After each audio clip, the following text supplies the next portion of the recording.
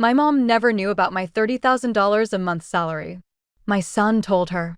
And then, at their anniversary dinner, my bank card vanished. I only put one little charge on it, Mom whispered. 8 hours later, my account was zero. $38,000 gone. Dad just grunted. Family comes first. I said nothing. But at 7:02 the next morning, I performed one quiet act. And then their phones lit up with 53 missed calls. My name is Alexander. I'm 37, a surgeon, a single father to a 12-year-old boy named Jeffrey. In my family, I am the useful one.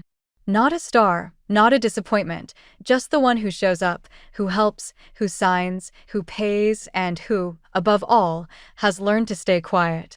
I grew up in a 2-room apartment where you could hear neighbors sneeze and my father's television through the wall. My mother conducted our lives with tone alone. If the blender whirred at 6:20 a.m., her mood was good. If the TV was thundering by breakfast, Dad's was foul. My little sister, April, was the golden child. A gentle voice, wide eyes, the kind adults instinctively shield. I learned young that being dependable is not the same as being seen. People imagine surgeons are dramatic. We aren't. Our world is an alarm at 4:45 a.m., coffee that tastes metallic, and scrubs permanently scented with antiseptic. You master minute, precise motions. Incise here. Avoid that. Scrub in. Clamp. Suture.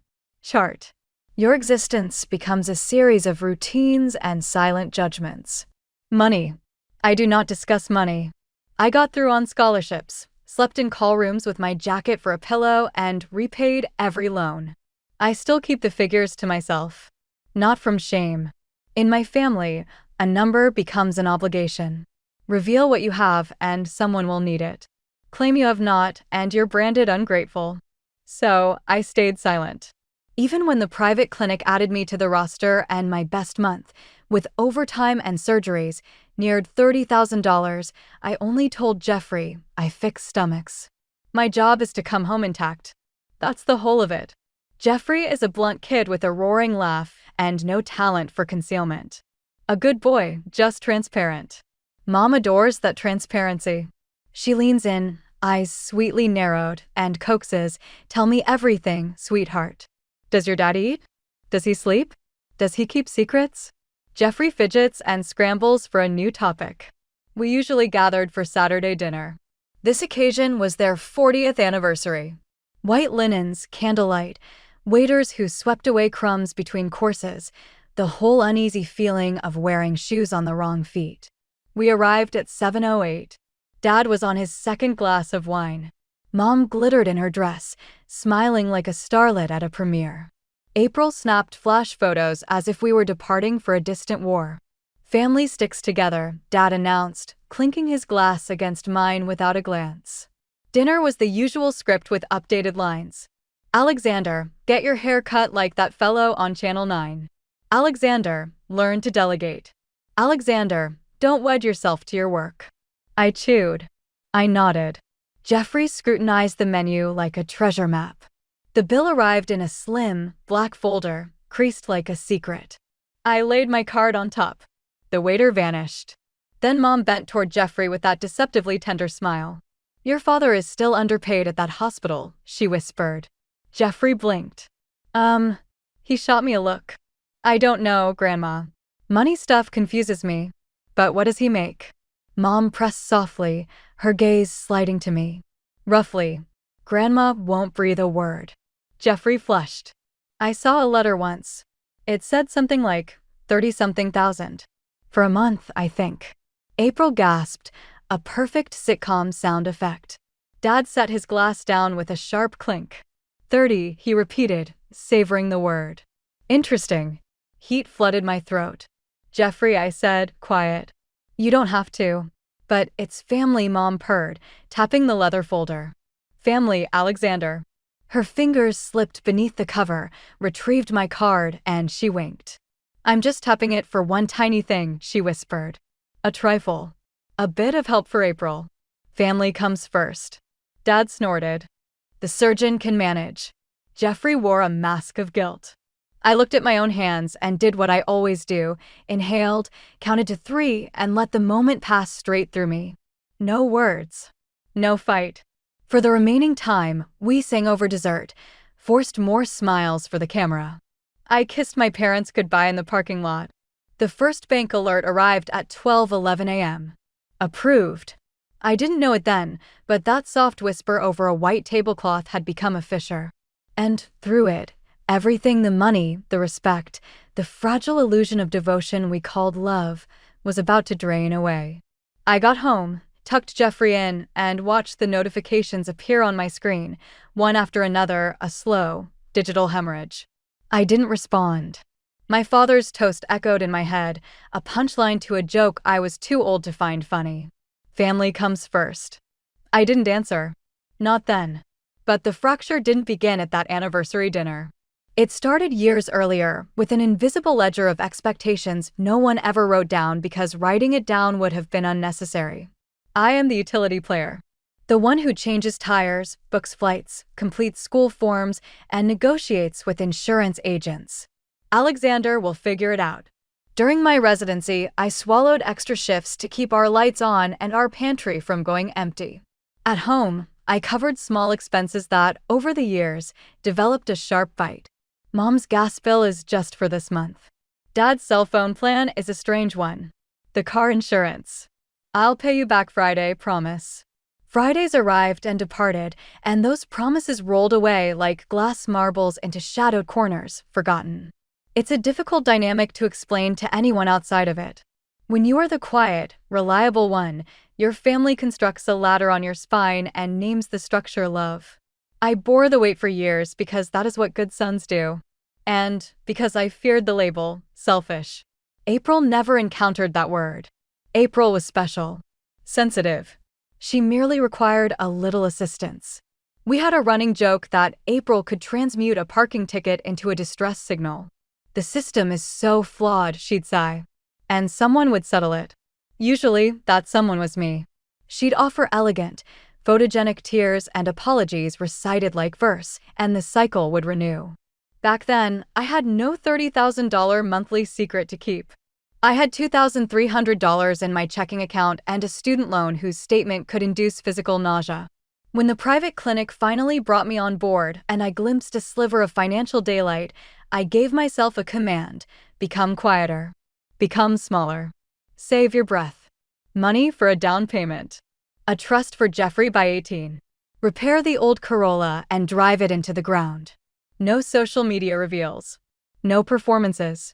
But in my family, silence is interpreted as a provocation. If you do not speak, they interrogate. If you refuse, they speculate. If you evade, they take offense. Once, at 9:37 p.m., my mother called. "Your sister has an opportunity," she announced. "A certification program. It will change her entire trajectory." "How much?" I asked, the question reflexive. "Just a bit," April's voice sang through the speaker. $1,500 next month. For a surgeon, it's pocket change. "I can't," I said. The line went quiet. Then came that tone, the one that could crystallize the very air in a room. "I beg your pardon?" "I'm saving for Jeffrey. For a place closer to the hospital," I explained. "I am not a bank." "How cold you are," she hissed. "We raised you better than this. Family comes first." The call ended. Minutes later, a text from April appeared. "You're cruel. Mom won't sleep now." Blue heart emoji, crying face emoji. That was her first time calling me cruel. The second time was when I declined to co-sign the lease for a loft apartment with exposed brick and monthly rent that dwarfed her income. The following morning, my father was planted at the hospital entrance, arms folded like a nightclub bouncer. "You'd let your sister end up on the street?" he asked, his voice low. "I am not her guarantor," I replied. "I'm a surgeon. I open people up and try to send them home alive. That is my job." He narrowed his eyes. "You used to be more modest." "I am the same man," I said. "The expectations have changed." "Family gave you everything," he spat. A montage flashed behind my eyes, me wiping down tables in the university dining hall. Me studying in a dim hallway because every library Corel was taken. Me signing loan documents.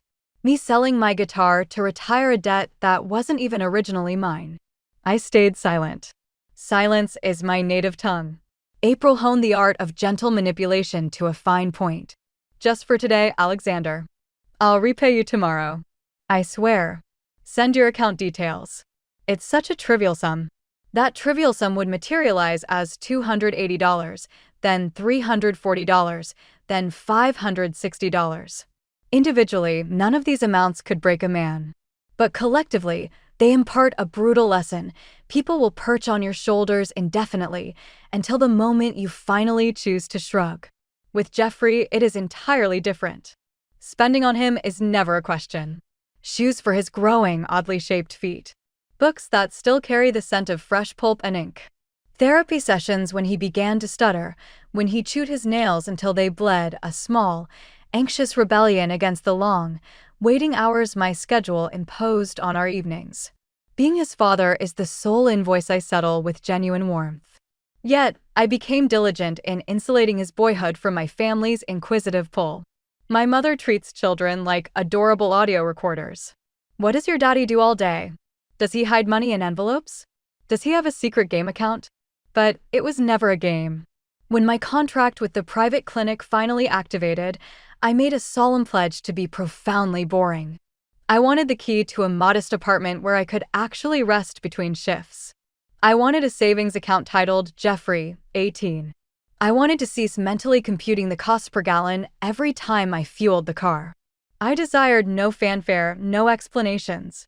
But Jeffrey, in his innocent, literal way, told my mother the number he'd glimpsed on my phone. He is 12. He is direct, honest, and concrete. He believed he was sharing a fact as neutral as my favorite color. That number tore through my family like a silent alarm. It transformed casual nightlights into interrogation lamps. It became the foundational proof for every deferred request, every latent need. The unspoken subtext of every subsequent conversation was, "You are financially sound, correct? Therefore, you can absorb this. You must." So, at the anniversary dinner, when my mother's fingers closed around my card for one little bill, my mind flashed to a different table. A Christmas when I was 15. I had saved for weeks to buy April a book on fashion design. She sketched dresses on every scrap of paper in our home. My mother opened the gift, offered a generic smile, and said, "How thoughtful, dear." April glanced at it, mumbled, "Just this?"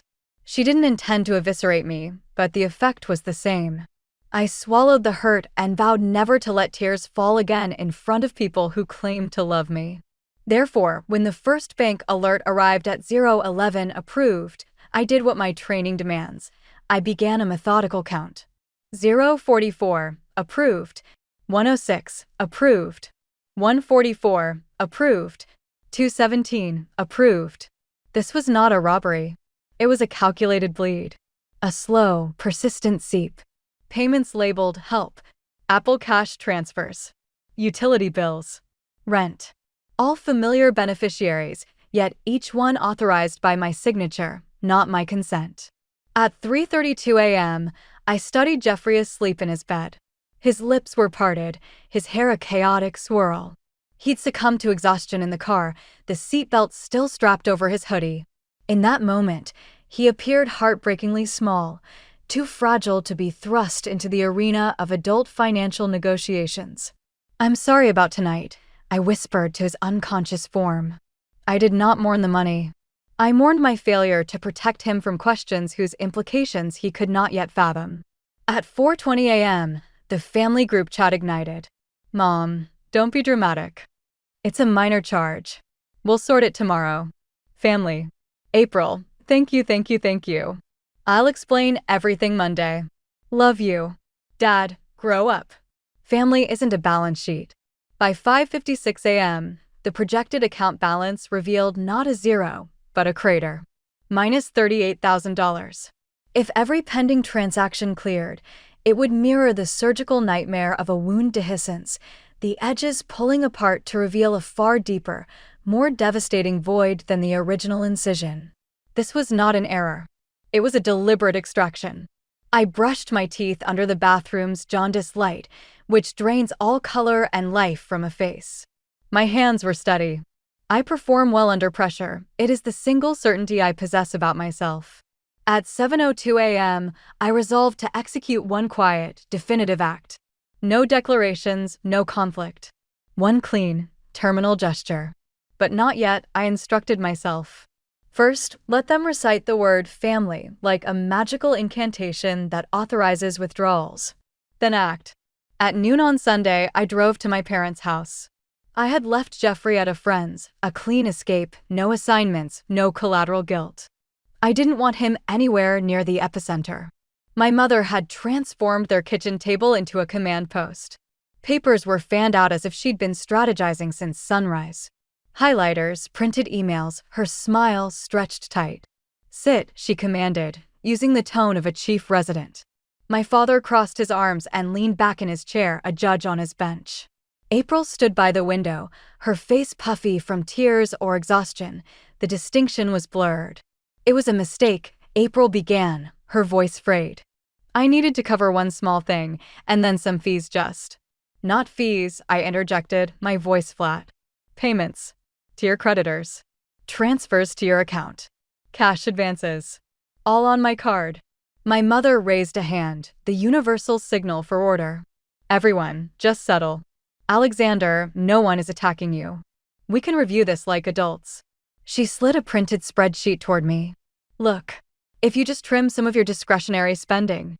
What discretionary spending? I asked. She offered a patient smile, as if humoring a child. You know, the daily coffee, those app subscriptions, little treats. I let out a joyless chuckle. I operate 60 hours a week. My only little treat is a 3-hour block of sleep. My father rapped his knuckles twice on the table. Enough drama. What's done is done. You'll do the right thing. Cover the gap and we move forward. The gap is $38,000, I said, feeling the numerical weight sink into the room. It's not a gap.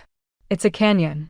Family comes first, my father pronounced, as if coining the phrase himself. Family is you, your mother, your sister, your son. My son is not a party to this, I replied, my tone cooling. Do not involve him. Do not question him about money. He is a child. A thick silence descended. April swallowed audibly. I'm sorry, she whispered. And I thought, did you believe the silence would hold? That I would perform my usual role? My mother straightened her spine. We will not let you play the victim here. After all we've done for you? All the support. You asked me not to be cruel. To listen. When you were in school, we left meals for you.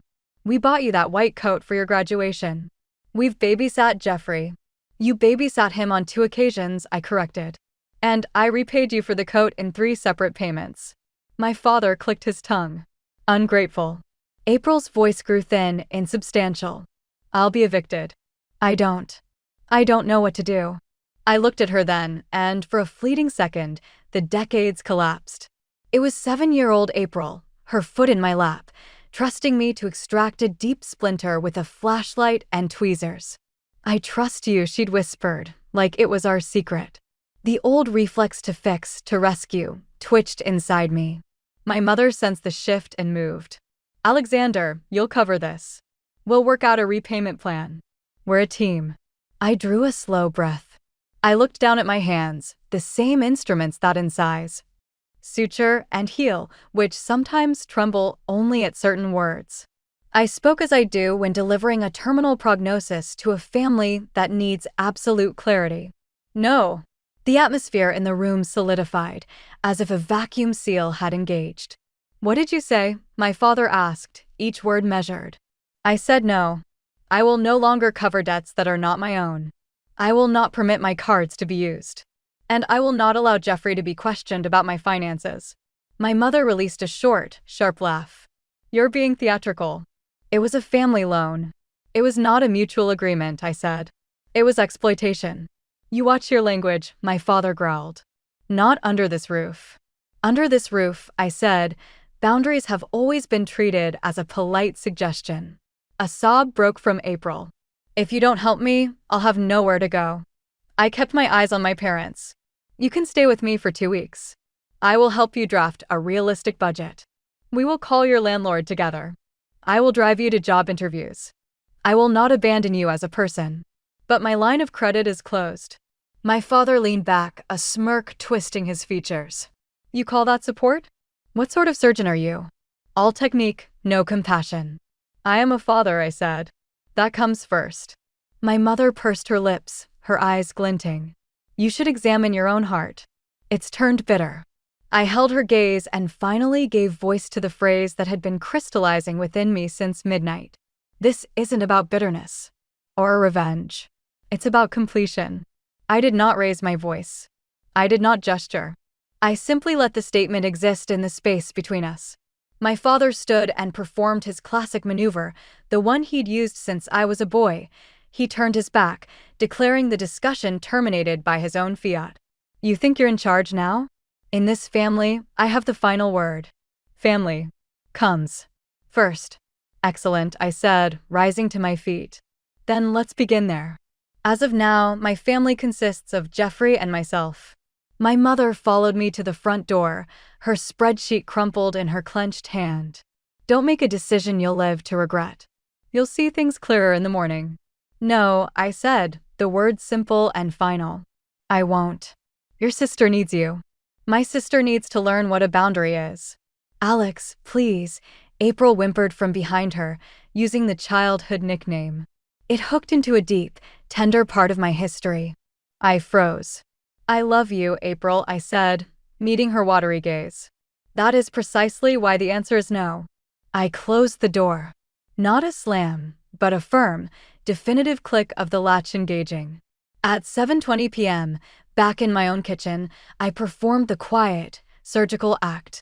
I opened the banking app. I blocked every card, credit, debit, virtual. There was no fanfare. A swipe, a confirmation prompt, a final tap. Done. I called the fraud department. I reported the unauthorized use, requested a full audit, and specified every transaction bearing April's name. Then, I executed the critical procedure. I severed the financial streams. My direct deposit was rerouted to a new account at a different institution. My personal savings were moved to a local credit union with no digital banking app. Jeffrey's college fund was transferred to a dedicated custodial account. I canceled all auto payments. I enabled every alert. It was one consolidated action. Clinical. Unemotional. Correct. At 8:03 p.m., the phone rang. Mom, you're taking this too far. Dad, you're a disgrace. April, I'm on my way over. I'm so sorry, so sorry. I placed the phone screen down on the counter. I made scrambled eggs and toast for Jeffrey and myself. We discussed his science project on cardiac electrophysiology. So it's like a battery, not magic, he exclaimed. Not magic, I confirmed. We debated the culinary ethics of ketchup on eggs. We watched a forgettable comedy. At 10:41 p.m., I muted the notifications for the family group chat. Monday, 7:02 a.m. On the exact minute I had earmarked, I sent a single text. It was devoid of emotion. Written entirely in lowercase. Starting today. I do not lend or share cards. I do not cosign or guarantee debts for others. I do not pay others' obligations. Do not ask Jeffrey about my money. If help is needed, I set the terms. If transactions continue, I will file a formal report. I sent it to my mother, my father, April. 3 blue check marks appeared. 9 minutes of absolute digital silence. Then, the deluge began. 7:11, first call. 7:12, second. 7:13, third. By 8:26 a.m., 17 missed calls. By 9:50 a.m., 31. By noon, 53. The phone in my scrub pocket buzzed incessantly, like a faulty piece of machinery. In the car on the way to school, Jeffrey glanced at the lit-up screen in the cup holder. His eyebrows lifted. That's a lot of them, he observed. It's just noise, I told him. Noise eventually fades. During the day, in the hour between a routine gallbladder removal and a hernia repair, I took a centering breath and surrendered to the room's sterile focus. The operating theater is a sanctuary for the non-devout. The patient's anatomy is indifferent to family theatrics. The scalpel has no knowledge of who is flooding your voicemail. At 1:55 p.m., an email notification appeared. The bank had frozen $18,000 of the disputed transactions pending investigation. I felt not joy, but the cool relief of a tourniquet finally tightening. A temporary measure, but a necessary one. That evening, April appeared at my doorstep. A backpack hung from one shoulder, her eyeliner was smudged, and her hair was hastily knotted. "Can I stay?" "For the 2 weeks?" she asked. Her voice was flat, stripped of its characteristic melodic lilt. "Yes," I said. "Under conditions. Phone off at 10:30 p.m. No online shopping. You have that receptionist interview at the clinic tomorrow. I'll cover bus fare for this week only. Tonight, we build a budget using real numbers, not hopeful whispers." She nodded, her chin trembling. I put the kettle on. At 9:12 p.m., we opened her banking app and began the forensic accounting. We listed every subscription, every food delivery fee, every insidious, only $9.99. For the first time, the spreadsheet she created contained no column headed with my name. It only had income, rent, food, debt. It looked frightening and authentic. It looked like an adult life. My mother, meanwhile, shifted her strategy. The new currency was health. Texts about spike in blood pressure, waves of dizziness. "Your father isn't sleeping." At 10:22 p.m., she sent a photo of a home blood pressure monitor displaying 148/92. I am not a cardiologist, but I am fluent in the language of vital signs. I replied with the same detached clarity I use in triage. "If you are experiencing symptoms, go to the emergency room. I can drive you. Please do not use medical concerns as leverage in a financial discussion." She did not go. On Tuesday at 6:20 a.m., my father was a sentinel at the hospital's staff entrance. His hands were buried deep in his coat pockets as if bracing against a non-existent winter chill. "Tell me you're not actually going to file a report on your own mother," he demanded. "I will report any further unauthorized use of my accounts," I stated. "It is the factual next step. She gave you your life. You both raised me," I said. "And now I am raising a son. The circle is complete." "Family comes first," he intoned, the phrase worn smooth and meaningless from overuse. "Family is not a line of credit," I replied. "It is a border." He stared at me as if I were communicating in a foreign, nonsensical code. And for the first time in this struggle, I felt no desire for victory. I only wanted to walk to my shift, perform my scheduled surgeries, and later that evening sink into my couch while Jeffrey read aloud 2 pages about the sinoatrial node and how the heart's rhythm is governed by simple, reliable currents. The following day, April returned to my apartment with a tentative smile. "They want a second interview," she announced. "That's excellent," I said. "Mom says you've become cruel." "She says she can feel the change in you." "And what do you feel?" I asked. "Tired," I answered. She worried her fingers together. "You hate me now." "No," I said. "But I cannot be your financial rescue service every single month. That isn't love. It's enabling." She nodded, her eyes bright with unshed tears. "You never asked me for a single thing," she said quietly. "I suppose that made you seem limitless." "Everyone has a limit," I said. "We just never dared to voice where mine was." On Wednesday, a 3-minute voice message arrived from my mother, her voice thick with performed tears. "Your father can't comprehend this coldness. You've shattered him. April is facing homelessness. Money has corrupted you. You were once so gentle, and now you're soiled by it." I deleted the message. Not from a place of rage, but from one of mental hygiene. On Thursday at 6:47 p.m., my phone rang with an unknown number. "Am I speaking with Alexander Jolly?" a flat, professional voice inquired. "We're calling regarding a delinquent account under April Jolly." This number was listed as a point of contact. "This is not the debtor's number," I said. "You need to update your records." "What is your relation to the account holder?" "Family," I answered. "That doesn't change our process," the voice replied. I ended the call and stood for a moment in the long, overlit hospital corridor, the air saturated with the scents of isopropyl alcohol and stale coffee. The word family carries a variable weight. When underpinned by debt and expectation, it is no longer a rope thrown to steady you. It becomes the very thing tightening around your neck. On Friday, a batch of 22 new notifications appeared. Each one read, "Attempted charge, declined." The quiet, systemic action was functioning as designed. At 9:12 a.m., the bank reversed $12,700 in transactions. The remainder would require a longer, bureaucratic process. I felt no surge of triumph, only the grim satisfaction of a surgeon who has finally stabilized a hemorrhaging patient. The bleeding had slowed to a trickle. That afternoon, a text came from my father, "Come for dinner. We'll speak man to man." I did not go.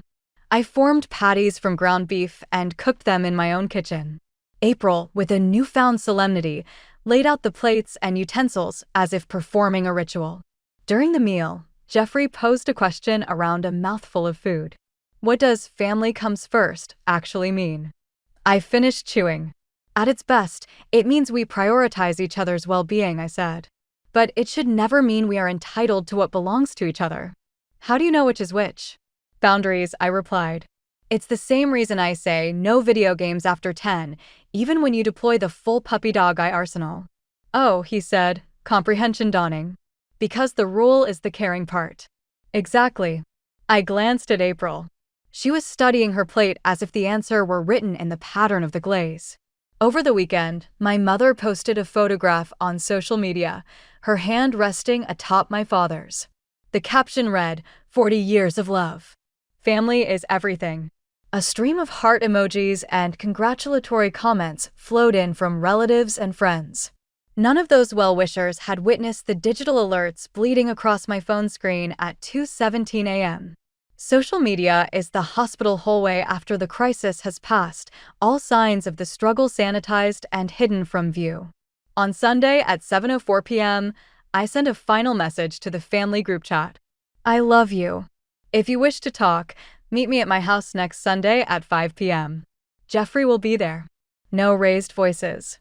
No guilt. Bring a pen and paper to discuss boundaries. If not, let's allow for a period of quiet. 2 hours of stillness followed. At 9:21 p.m., April wrote, "I'll come." At 9:23 p.m., my mother responded, "You don't get to make rules for me." I did not reply. On Monday morning at 7:02, I checked my phone. 53 missed calls from the previous day. Each one was an echo of an old script, a ghost of habit tapping at the door, whispering, "Open up. Return to your old role." I did not open up. I drove to the hospital, scrubbed my hands with the methodical precision of ritual, and entered the operating room. As I sutured a subcutaneous layer, closing a wound with meticulous, invisible stitches, I reaffirmed the truth to myself, not as a mantra but as a clinical observation. This is not about retribution. It is about achieving closure. There was no cinematic reconciliation, no tearful embrace, no grand soliloquy. The establishment of boundaries does not conclude with a spectacle. It is cemented through consistent, quiet repetition. April secured the receptionist position. She complained about the polyester uniform, but displayed her first independent paycheck with palpable pride.